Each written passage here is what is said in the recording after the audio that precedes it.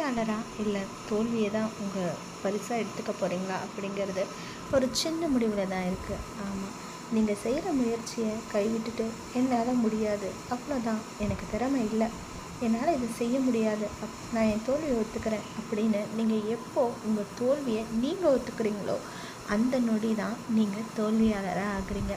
இல்லை, என்னால் முடியும், ஏதாவது செஞ்சு எப்படியாவது முயற்சி பண்ணி வெற்றி பெற்றுவேன், இதுக்கான வழி எனக்கு தெரியும், நான் எப்படியும் சாதிப்பேன் அப்படின்னு ஒவ்வொரு படிக்கெல்லாம் நீங்கள் எப்போ தேடி ஓட ஆரம்பிக்கிறீங்களோ அப்போ வெற்றி உங்கள் பக்கம் வந்துக்கிட்டே இருக்குது. இன்னும் சொல்லப்போனால் நீங்கள் வெற்றியாளராக எப்போவும் ஆகிட்டீங்க. ஆமாம், தாமஸ் ஆல்வா எடிசனை பற்றி உங்கள் எல்லாருக்குமே தெரிஞ்சிருக்கும்.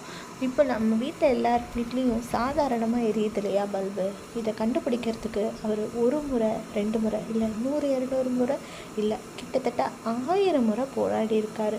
1000 முறை போராடி தான் ஒரு எலக்ட்ரிக் பல்பு எப்படி எரியும், என்ன மெட்டீரியல் போட்டால் எரியும் அப்படிங்கிறத அவரால் கண்டுபிடிச்சி இந்த உலகத்துக்கு அவரால் உதவி செய்ய முடிஞ்சுது.